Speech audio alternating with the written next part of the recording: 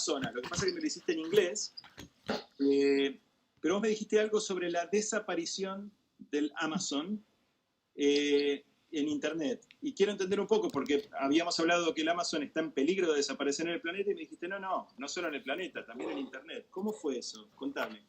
Que no lo tipié para comprarme un regalo para mi cumple con mi voucher de Amazon, y cuando apreté fotos, pues solamente apareció el logo de Amazon. O sea, no apareció nada del Amazon Forest, digamos. Sí. O sea que Amazon se encargó de hacer desaparecer el Amazon o las Amazonas de Google casi. Sí. ¿Y eso te gustó o no te gustó? No, para nada. Te da miedo, ¿verdad? Sí. Gordo, creo que vos estás siendo testigo de un momento muy, muy, muy importante de la historia en donde la tecnología está teniendo una entrada muy fuerte en tu vida, con las clases que estás haciendo remotamente y en la vida de todos. ¿Qué dirías vos respecto a la tecnología y qué sentís que está bueno y que es peligroso de la tecnología desde tu perspectiva? Para mí es peligroso que esto se ponga tan moderno, que se vuelvan locos los humanos. Que nos volvamos dependientes. Sí. ¿Qué pasa? Gordo. ¿Qué? Sí, ¿querés decir algo más a todos? Porque ahora sí vamos a empezar la clase. Yo quiero decirte, uno, que te amo, dos, que te digo gracias, y te dejo a vos para que digas lo último antes de ir a dormir. Y también quiero decir gracias para yendo a estas clases, personas, y gracias para ser buenos y mirar estas clases, y sí, eso es todo. Te amo, gordo. Gracias por estar. Yo también. A dormir. Chau, mi amor. ¡Mua! Chao. A ver cómo hacemos. Perfecto. Bueno, gente, ahora sí, primero les agradezco a ustedes acá, voy a apagar los comments y les doy la bienvenida a mucha gente que está acá, porque tenemos mucho para ver. Y bueno, vamos a, de alguna manera, tratar de avanzar rápido. Apago los comments. Vamos a apagar. Agradezco los comentarios, por supuesto. Y les cuento un poquito de qué vamos a hablar y cuántas cosas vamos a ver, porque tenemos un montón de cosas para ver, vamos a ver si alcanza. Quiero que sepan que hoy va a ser diferente, al ser la última clase, en el minuto 58 aproximadamente, yo voy a apagar la transmisión, voy a volver a prenderla, y aquellos que se quieran quedar, que espero que sean todos los que venían, van a tener un bonus track que creo que es de lo más valioso, con una invitada que yo ya les advertí, que es Gabriela Escarrachone, que me parece que vale la pena y mucho escuchar. Pero también vamos a tener más cosas y vamos a tener durante estos primeros 45 minutos un recorrido por dos cosas que me parece que es importante repasar. Primero de todo, ¿qué nos dijimos entre nosotros hasta acá? Lo que hablamos hasta acá en estas clases son qué es una idea, hablamos sobre la novedad en la idea, hablamos sobre el mirar y el poder ver al otro. Y todo esto mientras no se dan una idea de la cantidad de maniobras que estoy haciendo con un DVD que lo estoy prendiendo, etcétera. Contenido y contexto, content and context. Hablamos de la autoría, obviamente hablamos un poquito de economía y de economía humana. Y hablamos la semana pasada de hasta un punto determinado en donde estábamos hablando de foco, de meternos en nosotros, de concentrarnos en lo que estábamos diciendo, etcétera, etcétera. Hablamos de sentir una idea. Ahora de lo que vamos a hablar es de compartir una idea, que es una de las preguntas que más me hicieron todos. Hasta acá es, sí, es muy fácil cuando decís tal cosa, pero después es muy difícil poder hacer que te entiendan esa idea. Y yo quiero contarles a ustedes qué creo que es compartir una idea, o qué creo que está bueno de compartir una idea con alguien, y cómo compartir una idea de una manera que sea valorada, comprendida, participada, entendida. Esa va a ser la idea del día de hoy y vamos a tener un recorrido por diferentes tipos de ideas, pero también vamos a tratar de escaparle a algunas de las tentaciones que surgen acá. Y esas sensaciones pueden ser peores que directamente no saber nada del tema. A ver, vamos a largar. Primero de todo, el primer concepto que a mí me gustaría compartir con ustedes. Una idea no se vende. Esta idea perversa de alguna gente decir, fui a vender una idea, ¿cómo vendemos esta idea? Ya parte de una base que es horrible, que es una base transaccional. Si vos querés, en este lenguaje raro, simbólico, parabólico, de decir que estás yendo a vender una idea, estás yendo a deshacerte de una idea. O sea, estás yendo a entregar una idea a otro que no va a ser más tuya. Mientras que hay una manera que quizás es un poquito más feliz y un poquito más humana, que es que una idea se comparte, se expone, se discute, se debate, se ve. Y se ve entre partes. Y esas partes se tienen que ver entre sí. Esas partes, esos seres humanos que se encuentran a charlar de una idea, se tienen que ver entre sí. Y tienen que discutir. Y a lo mejor la idea sobrevive a eso. A lo mejor no. Admitir la posibilidad de que no sobreviva una idea a esa discusión es parte fundamental de compartir una idea. Y algo quizás más importante que lo hablamos con Santi Lang el otro día. Cuando estás compartiendo una idea, muchas veces pasa, te das cuenta si esa idea es buena o no.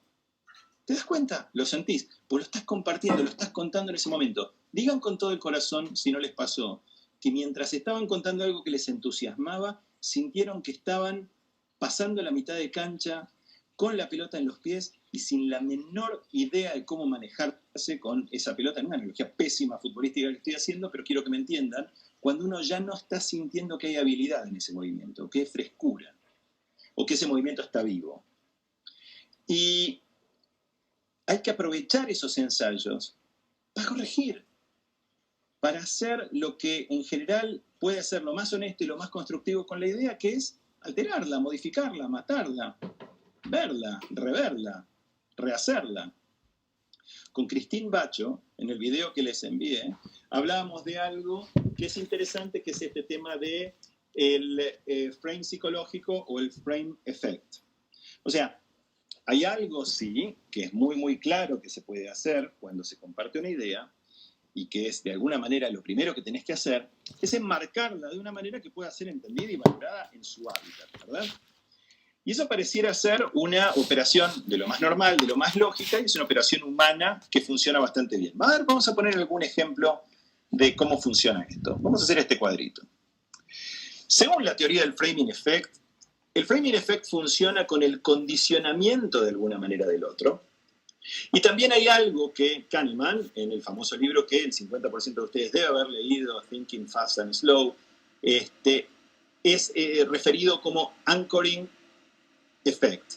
O sea, el pensamiento que se ancla en la mente y que de alguna manera le da contexto a la idea que se comparte y que influencia tremendamente a una persona. A ver, vamos a poner un ejemplo de cómo funciona para Kahneman eso. Kahneman hizo un experimento, según el cual, o refería a un experimento que se hizo en una universidad, según el cual se hablaba en un lugar determinado del campus con gente y se hablaba con un grupo determinado de gente joven, universitaria, sobre sus experiencias de cuando habían tenido entre 5, 6 o 7 años. Que contaran o compartieran algún recuerdo de cuando tenían 5, 6 o 7 años. Y luego se los dejaba ir cuando terminaba de contar esa historia. A otro grupo de la misma edad, grupos de estudiantes, con lo cual era homogénea la muestra, de la misma edad, se les preguntaba qué creían que harían cuando tuvieran 85, 80, 90, 90 y pico de años. Y entonces estipulaban una idea o hacían una hipótesis de qué serían o qué harían cuando tengan 85, 90, 95. Hasta acá pareciera ser un experimento bastante elemental. Pero lo interesante es que había un ñato o una ñata con un cronómetro al otro lado del campus que tomaba los tiempos de las personas que habían contestado la pregunta A y de las personas que habían contestado la pregunta B. Y quedó establecido en ese experimento que las personas que habían contestado experiencias que tenían que ver con su juventud, 5, 6, 7 años, niñez, caminaban mucho más rápido ese recorrido que las personas que referían a sus experiencias de cuando tuvieran 80, 85, 90 años. El recorrido lo hacían mucho más rápido en promedio los del grupo A que los del grupo B. Y de esa manera se empezó a desarrollar la noción que cuando vos pones una semilla de un determinado pensamiento, lo que estás haciendo es generar un determinante o un condicionante al comportamiento posterior de esa persona. ¿Qué quiere decir esto? Que en definitiva, cuando ustedes están compartiendo una idea con alguien, el framing de esa idea, de alguna manera, setup o introducción psicológica de esa idea, no una introducción intelectual pesada, pero una introducción psicológica del modo, o lo que decíamos en algún momento determinado, como los gringos dicen, del way de esa idea, influencia y mucho.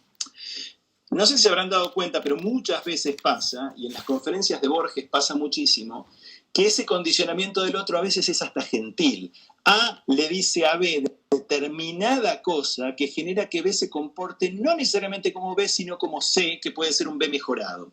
Por ejemplo, frases amables como ustedes bien saben, Oscar Wilde, era socialista. Y todo el público hace como una especie de, claro, por supuesto, cuando quizás el 70% del público ni lo sabía que era socialista, no sabía muy bien quién era Oscar Wilde, o sí sabía quién era Oscar Wilde, pero no tenía ni idea de su idea política. Pero lo que hace Borges en ese momento, por decir Borges, en esa conferencia, es poner al público en un mismo plano y enmarcarlo gentilmente en todos sabemos esto. Y de esa manera embarca a la audiencia en el próximo paso de lo que quería decir. Por ejemplo, un ensayo muy interesante a propósito sobre el socialismo que tiene Wilde, que vale la pena leer y que yo se lo voy a pasar después en los apuntes.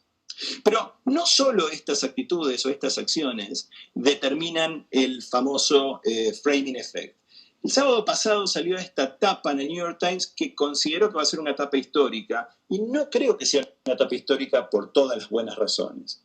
Esta es una tapa realmente muy extraña porque el New York Times se anima por segunda vez en su historia. La primera vez lo hizo con un procedimiento al revés que tenía que ver con el crecimiento de infectados y esta vez lo hizo con el desempleo.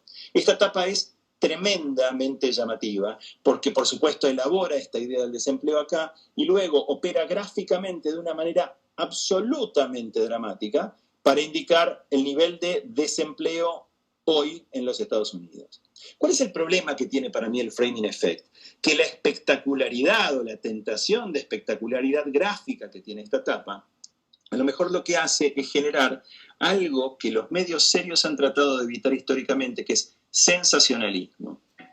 Y lo que creo que está pasando en el rol de la prensa en este momento es que está en una especie de situación de tal protagonismo y de tanta luz sobre sí, que en algunos momentos tiende a la tentación de este tipo de compartir noticias dramáticas y buscar incluso opciones casi gráficamente humorísticas como esta, de algo tan trágico, y hasta incluso tendenciosas en el sentido de que claramente se sabe que el New York Times está fuertemente en contra de Trump. Con esto no quiero decir nada a favor de Trump, por el amor de Dios, creo que es una de las peores administraciones en casos de crisis probablemente de la historia de la democracia moderna. Pero sí estoy diciendo que quizás hay una tentación de framing que ha tenido el New York Times en la que ha caído y que no necesariamente puede ser la más afortunada. ¿Qué es lo que pasa también a veces con el framing effect? Que opera también de otras formas. Lo que se hace es, en vez de atacar el tema directo, se busca lo que podemos llamar una variante de encuadre. ¿Se acuerdan cuando nosotros hablábamos de A y B discutiendo sobre una mesa y de golpe cambiamos el tema y nos ponemos a hablar sobre el florero y nos ponemos a hablar sobre las flores? O sea, cuando un tema de alguna manera se evita directamente y se hace una circunvalación alrededor del tema, se eligen temas un poco más interesantes, amables, lindos de llevar, y de algún modo se saca el estrés en el centro de esa idea. Eso generalmente funciona y en debates y en discusiones puede llegar a ser interesante. Tratar de sacarle el estrés a eso, que sí, por supuesto, es un consejo que le doy a todo aquel que tiene la sensación de que tiene que salir corriendo a vender algo. Luego, Y me parece que es interesante empezar a observar esto desde ejemplos que son por ahí un poquito más gráficos y un poquito más divertidos de observar. Podemos empezar a entender que hay cruces de este tipo de maniobras o de este tipo de estrategias de poner al espectador de esta idea, con quien estamos compartiendo, en un lugar psicológico distinto e inesperado. Vamos a ponerles un ejemplo de una película que a mí me encanta, que me parece que nos va a dar una pauta. Voy a bajar el volumen del televisor que está atrás y voy a ponerles esto que está acá. Esta es la escena introductoria de la película La Dolce Vita, que por supuesto ustedes seguramente deben haber visto.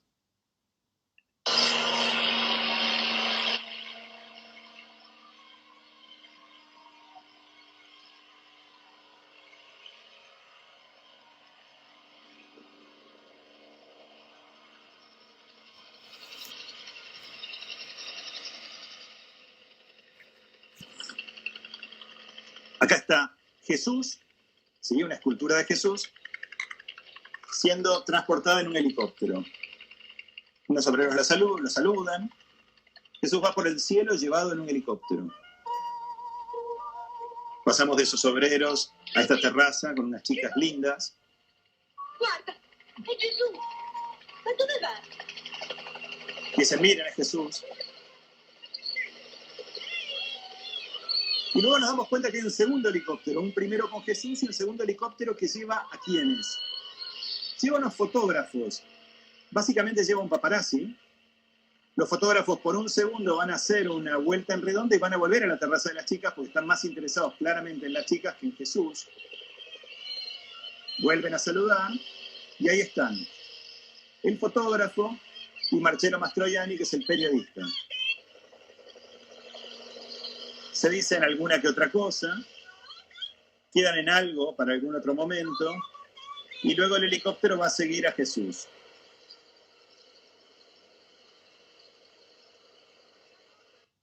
Y hablan hacia dónde están yendo y hacia dónde está yendo ese Cristo.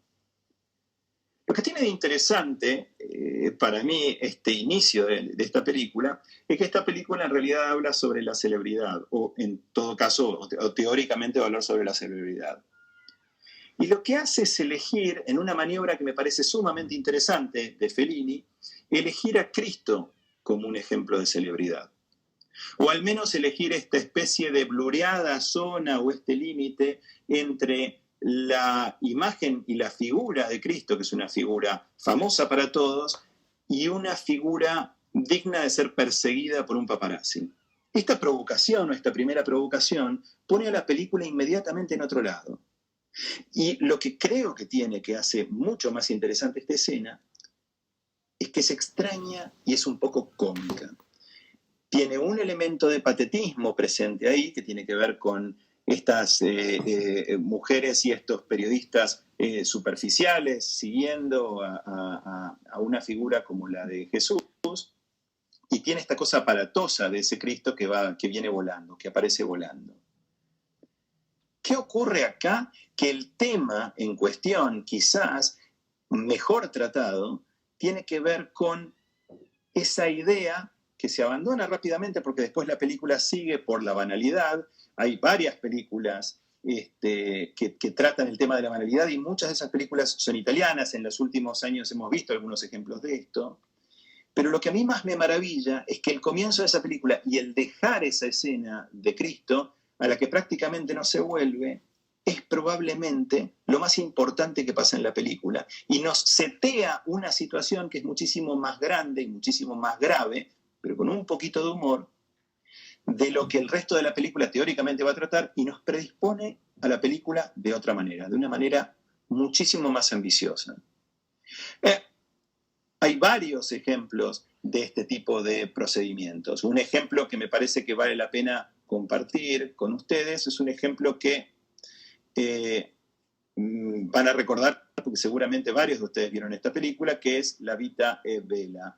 Y vamos a discutir por un segundo el efecto que tiene este psychological frame sobre un drama, o sea, se está hablando de los nazis y del holocausto, y se está poniendo el holocausto y los nazis en un framing psicológico que tiene no tanto que ver con la banalidad, como lo está haciendo Fellini con una pequeña sonrisa, pero es una sonrisa, entiendo yo, un poco más inteligente, contra esta idea de esta película que es definitivamente cruzar esto con momentos de comicidad. Vamos a ver cómo funciona en esta escena. What did he say? He wants somebody who speaks their language. He's going to explain the camp rules. You speak German? No?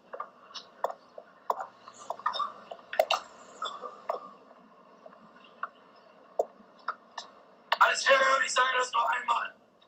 The game starts now. If you're here, you're in. If not, you're out. Ihr seid nur aus einem einzigen Grund in dieses Lager transportiert worden.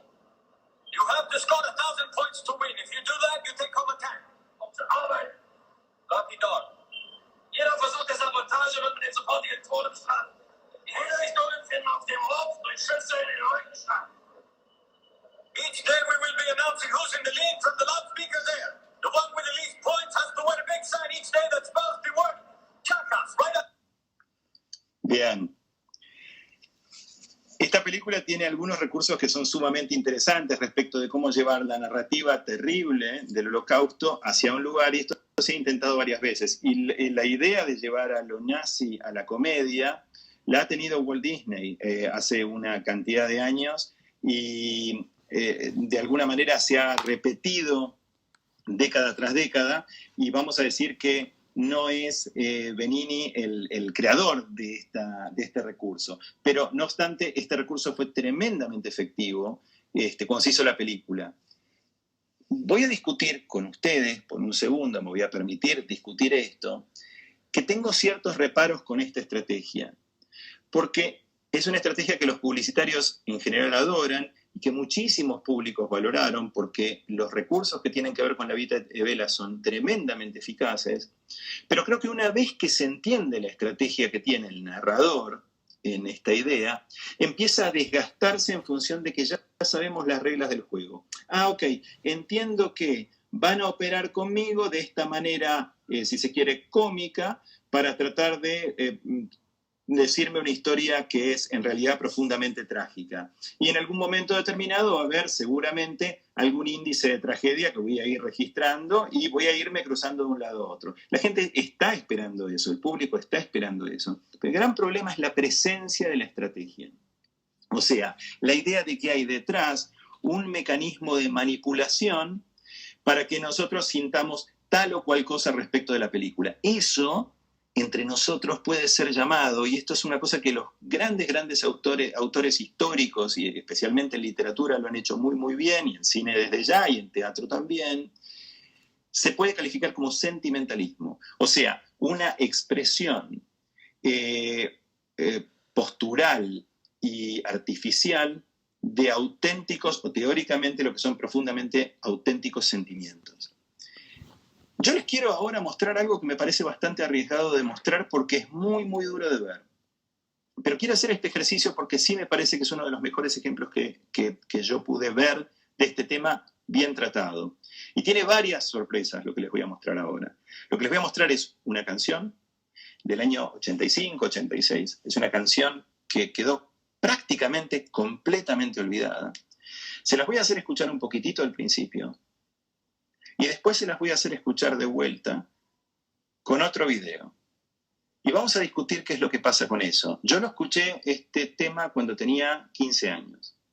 Y cuando yo tenía 15 años, en mediados de la década de los 80, lo que pasaba en Argentina, para aquellos que no son argentinos y están viendo esto, que son bastantes, Chacho Puebla me amonestó con eso en su momento diciendo, che, no hables solamente argentinos.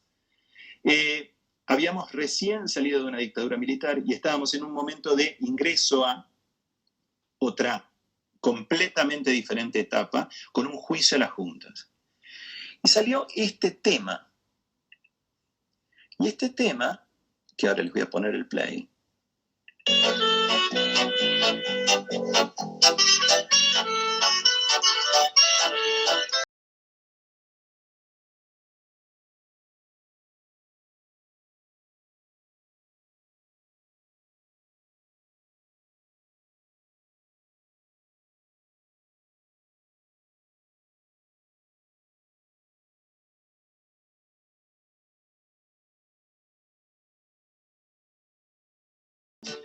Escucha, Yo a vos no te quise matar. Las órdenes se cumplen, no se piensan. Y ahí están. Bien. La banda se llamaba Instrucción Cívica, el tema se llamaba Obediencia Debida, y es este tema con un poquito, casi como un jingle, ¿no? Es como un poquito superficial, con esa vocecita que parece hasta que tiene como alguna cosa ligera o liviana, y esta melodía que es bastante pegadiza. Yo me acuerdo que me quedó muy pegado esta canción en ese momento y me impactó fuertemente porque venía con un video. Y era un video de estos dos integrantes de la banda, que no les voy a decir quiénes eran, que iban caminando por las calles, etc. Y lo vi en tele, en la época que existía la tele abierta y no había cable. Ahora les voy a pedir que vean el mismo video, pero con algo que hizo gente que viendo este tema o que tomando este tema, lo grafica como lo que efectivamente está diciendo este tema.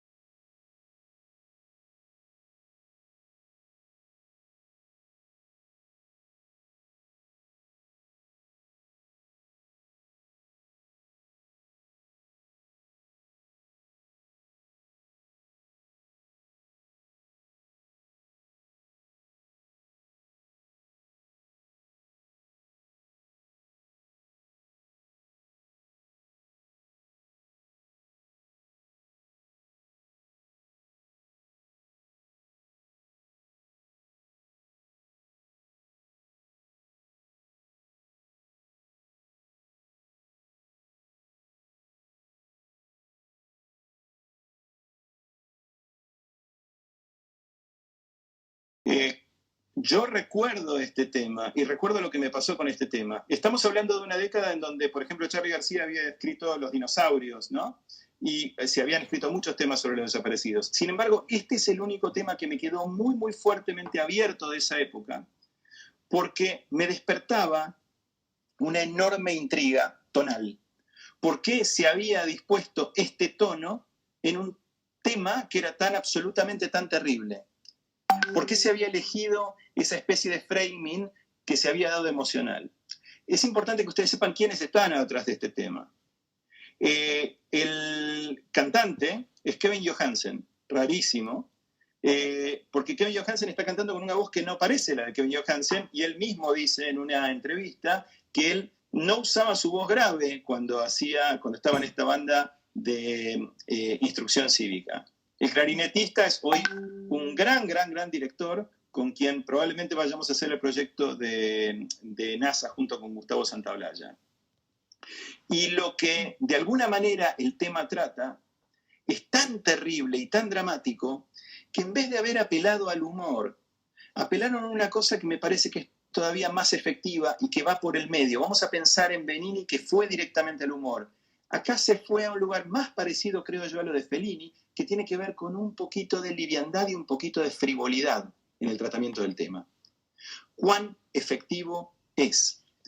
Voy a explicar ahora, de alguna manera, cuando ya vimos que variante de encuadre tenía que ver con algo parecido, cuando hace uno una especie de desvío al tema central, vimos la Vita e Bella, vimos la Dolce Vita, y vimos Instrucción Cívica, con otra estrategia. Y esta otra estrategia consiste en mimetizarse o ponerse en los zapatos del otro, ponerse en los pies del otro. esta estrategia es una estrategia muy razonable, muy lógica de tratar de entender. Si yo le voy a estar contando una idea a alguien, mejor que me ponga un poquito en el lugar de esa persona para entender cómo la va a recibir, cómo lo va a sentir. Si esta persona incluso me encomendó hacer esto, voy a tratar de entender un poco cómo es esa persona, ¿verdad? Pero ¿cuál es el problema? El problema es el exceso de mimetización, que en Hollywood se llama, o algunos llaman, the method, el método. Y voy a explicarlo desde el lugar de la historia de Dustin Hoffman. ¿Qué pasa con la exageración de este procedimiento o de este recurso? Ustedes conocerán esta película que se llamó Marathon Man. Y en Marathon Man se sabe, históricamente, que Dustin Hoffman hizo absolutamente todas las cosas físicas posibles para aparecer como aparece durante la película, que es completamente destruido, privado del sueño, torturado, abrumado por la situación. ¿Cuál es o qué es lo interesante que ocurrió en una de las escenas? Y es bastante famosa la historia. Cuando estaban haciendo una escena, él con Laurence Olivier, que es un gran actor inglés, Laurence Olivier le preguntó a Dustin Hoffman, ¿de dónde venís? Y él dijo que venía de no dormir y de correr una cantidad X de kilómetros para estar exhausto como estaba. Y Laurence Olivier le hizo una pregunta con cierta malicia, y claramente una pregunta muy británica, y es, ¿por qué no tratás de actuarlo? Es mucho más sencillo. Y creo yo que hay algo que es interesante, más allá de la maldad que pudo haber tenido Laurence Olivier en ese comentario o en esa provocación, y es que a veces es más sencillo. Lo que yo les quiero recomendar de corazón es que todas estas indicaciones que da Christine y todos estos comentarios que yo estoy haciendo de estos recursos de framing effect, etcétera, ustedes los tomen con mucho cuidado. Porque todo lo que se haga con una pizca de más se convierte en manipulación, utilización o una forma artificial de decorar la idea que se está contando para vender. Y dijimos al principio de todo que la idea era tratar de no vender, sino de compartir. Es más fácil, y yo les puedo asegurar que al ser más fácil y más honesto y más sencillo, funciona mejor. Hay ideas muy graciosas que tienen que ver con el tema de qué es lo que pasa con el famoso método o cuando se está haciendo algo que es excesivamente impostado o actuado. Estaba poniendo yo acá que uno de los problemas que tenés cuando tenés el caso de Dustin Hoffman, es que Dustin Hoffman en realidad está convirtiéndose más que en la representación de un personaje, en una réplica de un personaje. En una estafa, porque en definitiva es una réplica de algo, pero no es el original. Y vos lo que en el fondo venís es a ver a un actor. Les voy a poner un ejemplo de qué es lo que pasa cuando se produce esa confusión en el público y qué es la bronca usual que ocurre en el público cuando pasa una cosa así. Miren esta escena porque creo que todos los que la hayan visto, a mí realmente es una escena que me produce muchísima fascinación entender qué es lo que pasó acá. Esto es el Vía Crucis en una Pascua en algún pueblo y finalmente la crucifixión, está Cristo en el medio y un soldado romano que le va a clavar una lanza en el pecho. Algunos de ustedes deben haber visto esta escena. Y pasa, viene un aviso, pero esto se va a ir en 2 segundos, 1 segundo. Perfecto. Miren esto.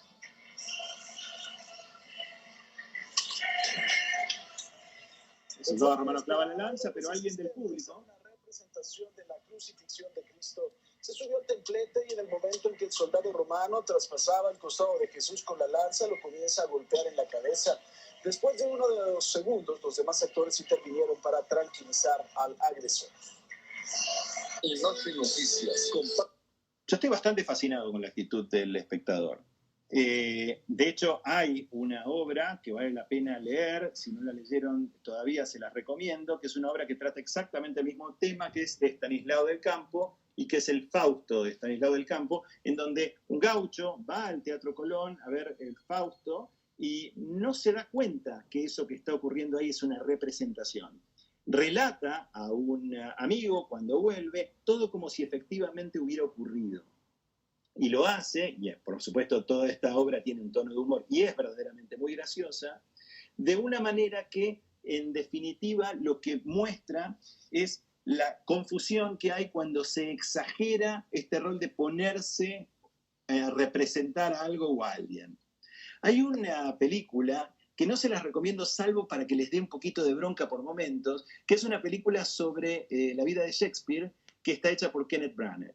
Y Kenneth Branagh en esta foto funciona bien porque es una especie de Shakespeare. Miren la luz, miren esto, miren este momento. El problema es que después se mueve Shakespeare en algunos momentos, o tiene momentos de luz de día que son bastante terribles en donde se ve la peluca, el maquillaje, y ya no está tan ocupado en ese bigote con puntitas, y en todo el maquillaje y de todo el recurso y el sufrimiento que hay en la producción, que lo que empieza a entender es que hay un exceso de manipulación, una cierta complejidad, hay pelucas, hay fosilización, hay un manejo del público.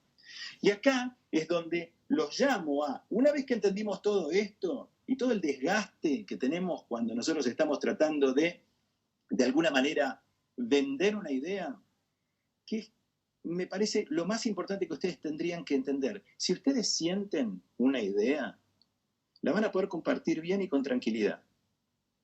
Y el otro lo va a entender.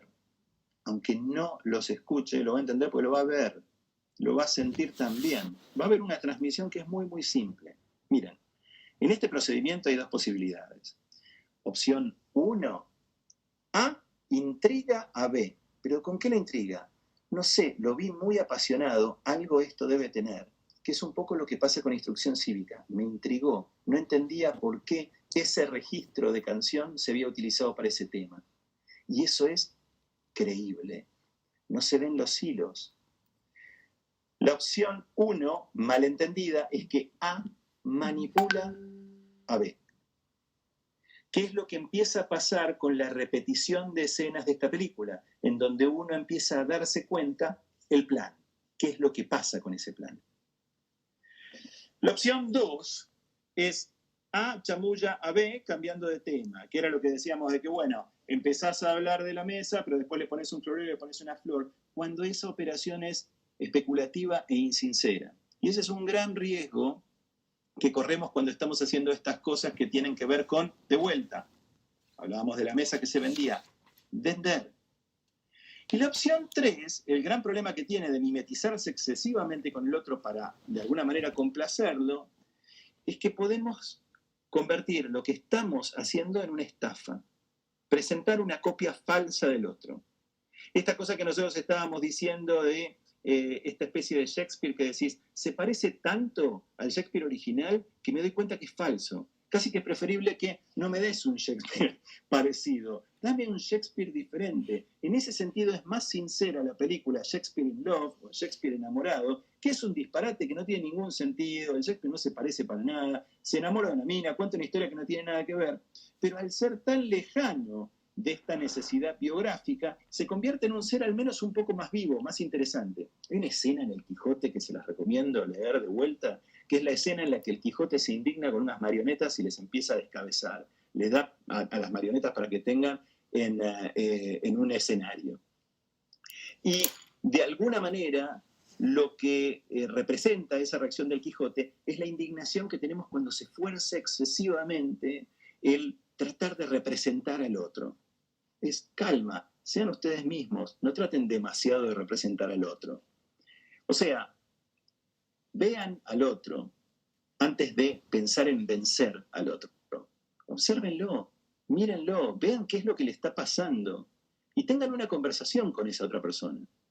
Miren, hay una cosa que es muy linda y ya en 2 minutos nos vamos a poner con una persona y vamos a charlar de esto con una persona, que es una introducción muy, muy linda a Los crímenes de la calle Morgue. Pero igual él no lo publicó para Los crímenes de la calle Morgue. Está en una introducción de una edición de los crímenes de la calle Morgue, que está buenísimo y que es disparatado, de Poe, pero que es genial, que tiene que ver con la diferencia que hay entre el ajedrez y las damas. Y según Poe, él lo que cuenta es que el ajedrez es tan sesudo, y este es un texto eterno, y depende tanto de la memoria y de las variables que tienen que ver con lo intrincado de determinadas piezas y caprichoso de determinadas piezas, muy distintas entre sí, que hacen movimientos diferentes, que pesa muchísimo más el aparato de recordar eso, recordar los movimientos, hacer tal cosa y tal otra, que un juego muchísimo más simple como las damas, que por ser tremendo,